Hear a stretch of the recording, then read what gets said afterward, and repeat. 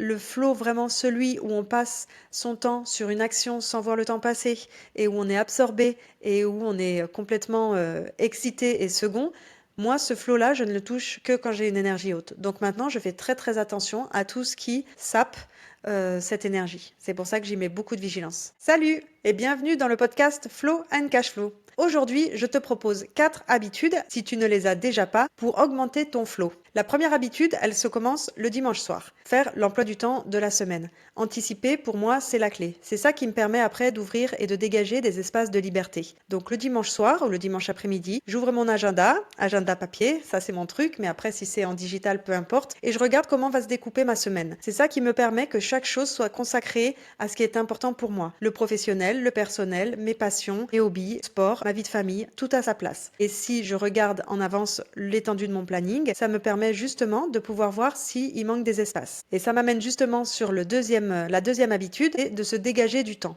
L'emploi du temps, il est bien chargé, bien fourni la plupart du temps. Et si on a une place pour chaque chose, il faut quand même qu'il y ait des espaces de liberté, des espaces de sérendipité. Que la liberté, le fait de rêvasser, le fait de flâner, de marcher sans but, ça nous apporte énormément pour le flow. Ça permet à l'esprit de se recharger. C'est comme si on avait une prise à la terre en direct et qu'on pouvait recevoir toutes les informations, à mon sens.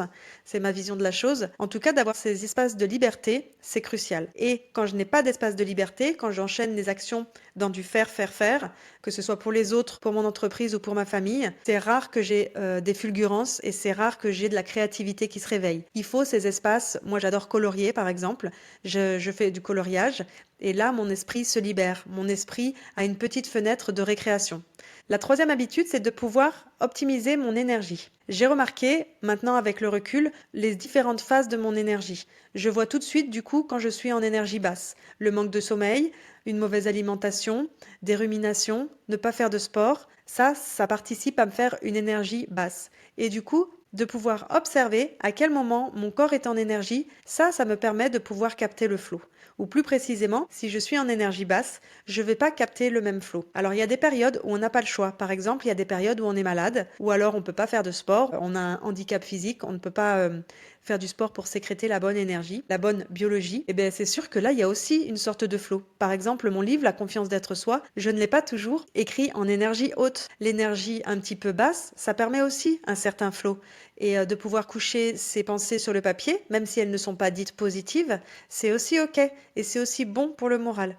En tout cas, le flow, vraiment celui où on passe son temps sur une action sans voir le temps passer et où on est absorbé et où on est complètement excité et second, moi, ce flow-là, je ne le touche que quand j'ai une énergie haute. Donc maintenant, je fais très très attention à tout ce qui sape cette énergie. C'est pour ça que j'y mets beaucoup de vigilance. Et du coup, c'est en lien avec le point suivant, l'intuition. Pour pouvoir avoir de l'intuition, il faut pouvoir écouter à l'intérieur. Et pour pouvoir écouter ce qui se passe à l'intérieur de soi, bah du coup, c'est être en résonance avec ce qui se passe dans nos cellules et avec nos pensées. Donc pour faire le calme à l'intérieur, moi, la seule solution que j'ai trouvée, c'est la méditation. Ça permet de vraiment pouvoir faire le calme pour pouvoir regarder les pensées, pas les arrêter, juste être spectateur et pouvoir les constater et les laisser passer comme on laisse passer un nuage d'un ciel. Ensuite vient une autre étape pour moi. Les spécialistes de la méditation peuvent me contacter pour qu'on puisse en parler de manière plus précise. Pour moi, c'est la méditation pleine conscience. Et c'est même une forme de méditation qui n'est plus un arrêt sur image. C'est-à-dire que quand on est en pleine présence dans les actions du quotidien, on est dans une forme de méditation.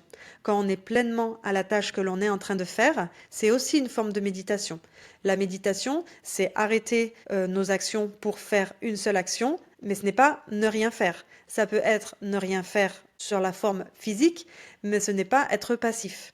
La méditation, c'est justement pour moi cet espace où on peut être acteur et spectateur, mais avec une sorte de lâcher prise ou de laisser agir. Donc être à l'écoute de ce qui se passe à l'intérieur, c'est pour moi une des recettes pour que le flow émerge et pour vivre cet état de flow. En tout cas, faire le sourd d'oreille à ce qui se passe à l'intérieur, c'est le meilleur moyen pour ne pas vivre le flow. Le dernier conseil que je voudrais te donner aujourd'hui pour pouvoir toucher du doigt et vivre l'expérience du flow, c'est d'avoir une vision. Pour moi, la vision, c'est essentiel. Et ça n'est pas une vision en termes d'objectifs ou de choses vraiment que je veux réaliser. La vision, pour moi, c'est de m'installer un instant, du coup être dans la non-action, et pouvoir me projeter. Pas me projeter d'une manière mentale, mais me projeter d'une manière sentimentale et plutôt émotionnelle. Je me demande qu'est-ce que j'ai envie de vivre.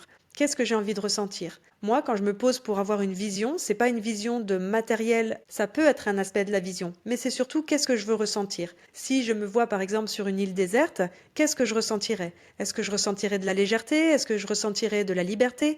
Et c'est ça, pour moi, avoir une vision. C'est vraiment pouvoir toucher à l'intérieur de nos cellules, ici et maintenant, l'avenir. Et vers quoi je vais aller. Une fois qu'on a ressenti ce qu'on veut ressentir, par exemple, ma vision, c'est de pouvoir me lever le matin et d'être avec un feu intérieur dynamique et vibratoire. Avoir la dalle quand je me lève le matin, mais pas la dalle de manger, la soif de vivre et d'être excitée de cette nouvelle journée. Par le passé, j'ai beaucoup été passive et victime et j'avais tout un tas, à certaines périodes, un émotionnel qui avait besoin d'être vu et pris en charge et du coup je me levais, j'avais comme une sorte de brouillard. C'était bof.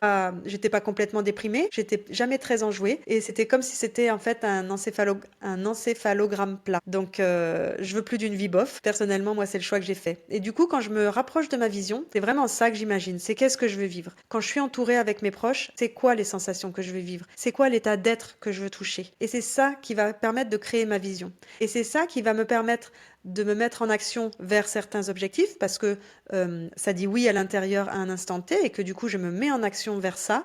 Mais par contre, ça n'est pas des objectifs concrets. Et je sais très bien que mes activités personnelles, professionnelles, artistiques peuvent recouvrir en fait beaucoup de facettes et surtout des facettes dont je n'ai pas encore conscience et qui sont vraiment inconnues pour moi. Mais par contre, tout ça me permettra de ressentir et d'être dans ces états d'être-là. Et du coup, peu importe que les choses se passent, peu importe qu'elles ne se passent pas, le fait de faire des rencontres, le fait d'être prise au hasard sur une émotion ou sur une activité qui me plaît et de rechanger d'orientation et de pouvoir me laisser aller comme un petit ruisseau qui descend de la montagne en fait et qui se pose pas la question s'il va aller jusqu'à la mer. En fait, juste il passe entre les cailloux et puis voilà, c'est ça la vie. Mais du coup, il est léger, il est fluide et ça circule, quoi. Et pour moi, c'est ça, avoir une vision. C'est vraiment pouvoir me projeter, me dire, ok, qu'est-ce que j'ai envie de ressentir, dans quel état d'être je veux vivre. Et je pense qu'en se posant ce genre de questions, on peut arriver à la fin de sa vie et se dire, ok, je pense que là, j'ai bien vécu. Alors pourquoi j'ai bien vécu, pas bien vécu? Ça n'est pas un jugement sur est-ce que je vis bien ou pas bien et si c'est bien ou c'est mal, mais c'est surtout, est-ce que je suis satisfaite? Est-ce que je suis profondément nourrie, complète de cette vie-ci? Alors je te pose la question parce que je pense qu'on commence à vivre, on commence vraiment à vivre quand on sait qu'on va mourir. Et tant qu'on est inconscient et qu'on vit comme si on n'allait jamais mourir, et ben finalement on est un peu en pilotage automatique et on est un peu voilà le copilote ou plutôt le mec qui est derrière dans la voiture, passif dans la voiture. Donc je pense qu'on a un corps qui est solide et qui est notre voiture et que c'est nous le pilote. Et en se posant les bonnes questions, du coup le flow vient et là on a une vie qui est riche de sens. En tout cas c'est mon point de vue. Donc je te dis à bientôt. Si tu as aimé cet épisode, tu peux laisser 5 étoiles sur Apple Podcast ou Spotify. Et bien sûr, partage-le à quelqu'un qui pourrait en avoir besoin. Tu peux me taguer et laisser un commentaire. J'adore avoir ton feedback. Ça m'aide à grandir et à proposer des épisodes qui te ressemblent. Belle journée!